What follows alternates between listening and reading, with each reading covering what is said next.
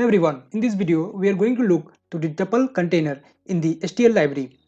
Many of us often confuse between tuple, list and pairs. So let me bring this down. The basic difference between the tuple and list are list only consists of the similar type elements. That is, the data type of the element in the list are same. Whereas in tuple there can be a heterogeneous type of elements. That is, the data type of many elements that is consisted in the tuple can be different. The first element can be integer and the second element can be string and the third element can be float, but not in the case of list. The second thing, the difference between tuple and the pair are pair only consists of two elements, that is heterogeneous. So pair is a utility tool that can map two heterogeneous elements, whereas tuple can map more than two or two heterogeneous element, 2 3 4 5, any number of elements. So tuple can be considered as a list, but it can have heterogeneous element in it.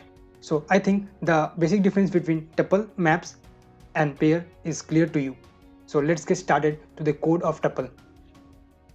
So let's start with the code of tuple. As you can see, I have already declared a file tuple.cpp as I do in every video. The next thing I'm gonna do is to include the header file of tuple.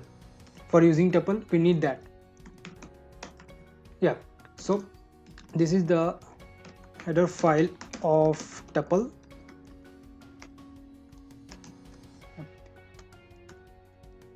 Great. So we'll start with how that tuple can be declared. So declaration of tuple can be just tuple, this angular brackets, name of tuple, and inside this angular bracket, you've guessed it right, the data types of element it will consider. So we'll putting up this as integer and integer. So it'll ask what is the difference between pair and tuple. You have declared the same thing as you did in case of pair, but I can also do integer integer. This cannot be done in pair. Pair only consists of these two data types, and only two heterogeneous data type can be mapped in case of pair, but while in case of tuple there can be as many as data type can be mapped.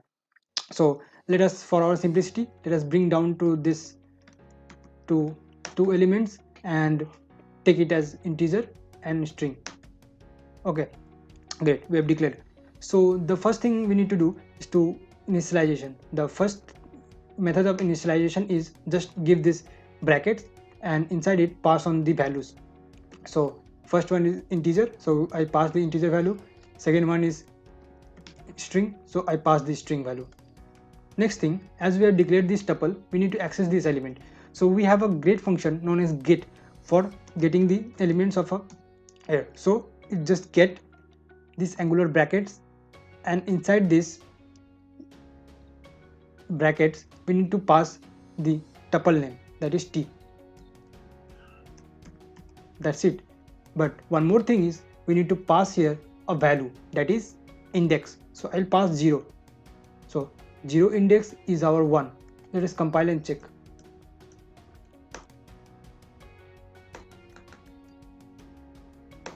As you can see, it returns 1. In the similar fashion, if I do 1,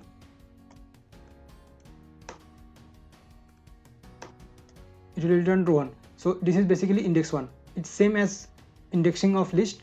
0 starts from 0, then 1 and goes on. So let us look at some other way of initializing a tuple. So the other way is, like, we have already seen a method known as make pair in case of pair. So here also there is one more method known as make tuple that initialize the tuple. So let us remove these values. Yeah, so we have a tuple t that is not having any value at the moment. T equal to make tuple. As you can see, make pair is also a function, make tuple. So inside it you just need to pass on the value. So this one is for integer and this one is for string. So let us check like this is successfully inserted or not.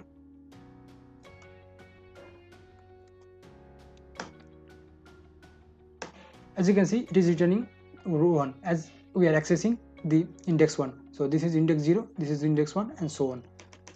So make pair, make tuple is get way to initialize the tuple. So in tuple we'll be seeing our last function, that is tie. tie is a great way to unpack the elements of a tuple. Let's see how. So as we have integer here, let us declare one integer variable. Okay, I have x as an integer variable. Let us declare a string variable known as name.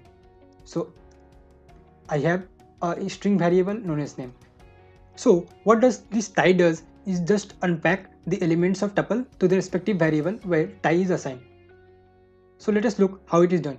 Just name tie tie, and you just need to pass on the variable where you want to put the tuple elements equal to t. So basically this is a variable that we have declared, and this is the tuple t that is assigned here. So it's provide the respective elements to the variable of this type function. So this one is assigned to this x, and this string is assigned to this name. Let us check.